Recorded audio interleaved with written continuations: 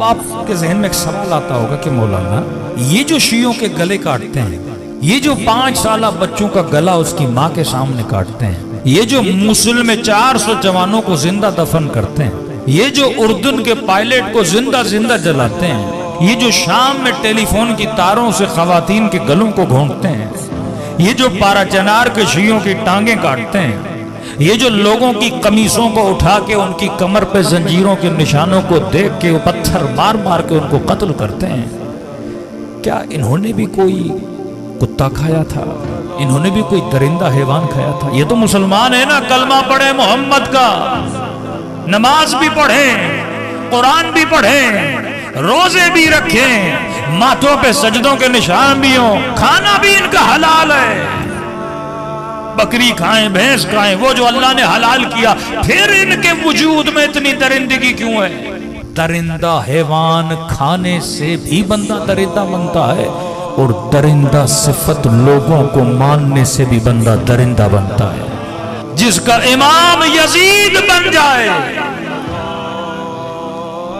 जो जालिमों का इश्क अपनी दिल में पालने लगे, वो भी बंदा क्या हो जाता है?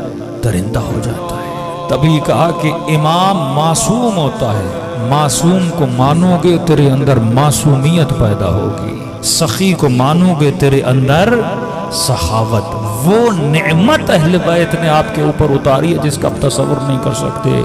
अब मैं दलील देता हूँ, बरमला एक दलील देता हूँ। जितनी मोहब्बत मकतब अहले बैत वालों के दिलों में है, क्या किसी और के दिल में है? जितनी नरमी कुलूब अहले बैत के मानने वालों में है, किसी और के दिल में है?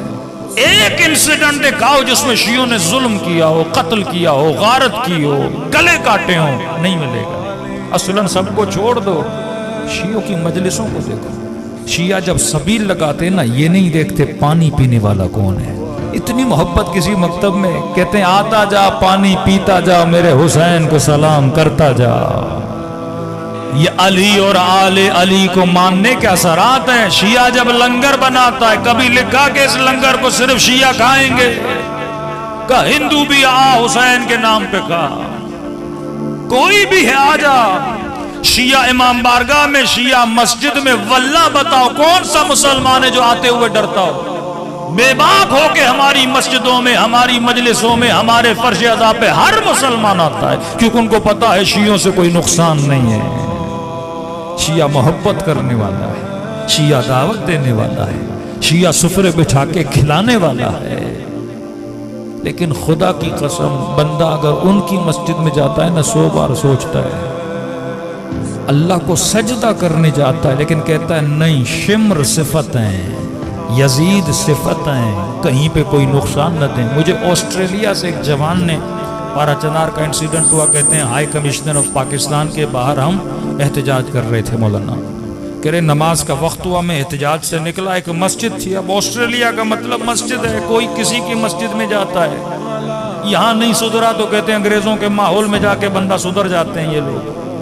कहते वहां जाके मैंने नमाज पढ़ी, कहते मौलाना कोई 17, 18 नमाजियों ने मेरे ऊपर हमला किया ऑस्ट्रेलिया में। इस मोमिन की यहाँ से आग के मेरी सर्जरी है, इतना बड़ा केस हुआ कि शायद वो जो रगें हैं जो पूरी बॉडी को कंट्रोल करती हैं, कहती मौलाना शायद वो मेरी डैमेज होगी, इतना इन्होंने मुझे मारा। तो बंदा जो मतलब वहां जाके भी ये लोग नहीं सुधरे, ये किसके मानने वाले हैं? आप जिसे मानते हो उसकी सिफात आपके वजूद में क्या रखती हैं? असर रखती हैं। शुक्र खुदा करो कि तेरे दिल में हुसैन की मोहब्बत है। 2 इस्लाम के वर्जन हैं, एक वर्जन जो अली ने बताया, एक वर्जन जो बनी उमैया ने बताया। अली रात के अंधेरों में यतीम परवरी किया करते थे, जो अपने कातिल को भी शरबत पिलाए। हुर रास्ता रोकने आया था, लेकिन हुसैन ने अपना पूरा पानी हुर के लश्कर वालों को क्या किया? पिला दिया। ये वो मकतब है जहां पे तुझे करम नजर आता है। बहन के खेमे में आए, फरमाया बहन ज़ैनब मुझे वो कुर्ता दो जो अम्मा ज़हरा ने सिया था। एक तरफ नरमी बड़ी है अहले बैत में, लेकिन उसूलों पे फिर कॉम्प्रोमाइज नहीं है। कहते हैं सर कटा देंगे, उसूल को नहीं छोड़ेंगे। नबी ने कहा एक हाथ में सूरज रखो, दूसरे हाथ में चांद रखो, मैं अल्लाह की तौहीद को नहीं छोड़ूंगा।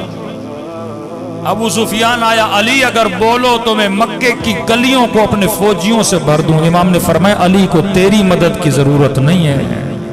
कभी हक लेने के लिए भी इन्होंने गलत रास्ता इख्तियार नहीं किया, उसूलों पे कॉम्प्रोमाइज नहीं किया।